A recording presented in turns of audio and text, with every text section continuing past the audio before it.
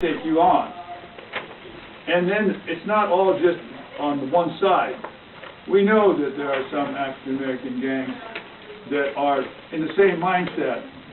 But when you add up the score, the inclination is, and the evidence as we see it is that it's more on the side of the Latino gangs.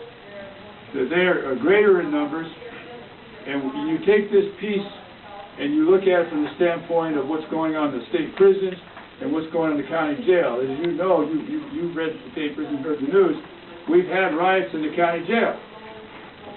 Because the African American gangs hold their own in the community and Latino gangs can't get a stronger foothold, it's like a tie.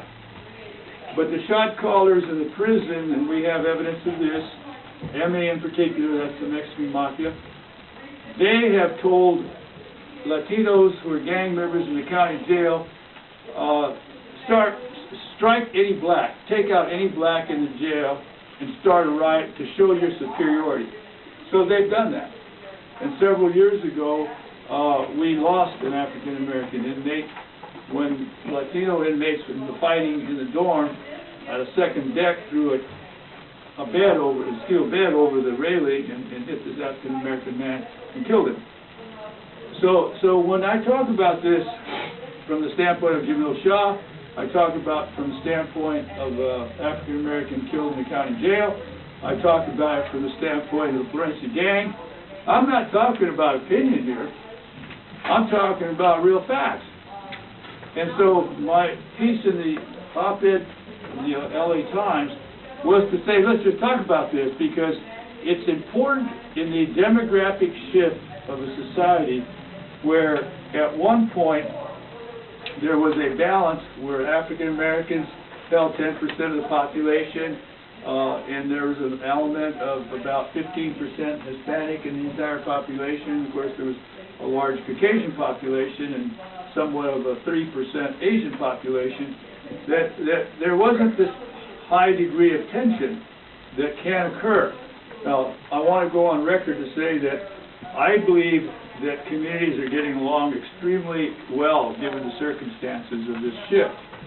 I believe that in neighborhoods, people are existing in as peaceful a way as you would hope they would, and that gangs are an extreme of this tension. I'm not suggesting in any way that we can't make things work, but I do know our high schools in certain cases become little hotbeds of conflict based on race. So that's a different level, however, where we haven't seen a lot of guns around in the school and settling differences on a race level in schools, but we have had shootings in schools.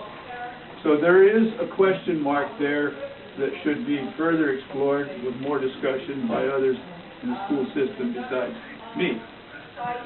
But I think what we're into here is when you have one population that has shifted up in number, and there's no question the Hispanic population has shifted up, that those of us that are elected officials, and I'll speak for myself, I have the obligation to make sure that no race or no element of society is overly oppressed by the other, for whatever the reasons are. That the context of America particularly is that Americans as citizens should not be intimidated by people who may not be citizens. You see, and this is where the tensions start to rise in the discussion because no one wants to discuss this with the idea in mind that you can discuss it without being unfair to somebody. The discussion is not an effort to be unfair to anybody, it's an effort to protect everybody. And thus, that's why I spoke out the way I did. Okay? That's the starting point. Hold the question, please. Hold on. I'm going to moderate, my man. Thank you. But why don't we do this? Why don't we let Mr. Hernandez weigh in, and then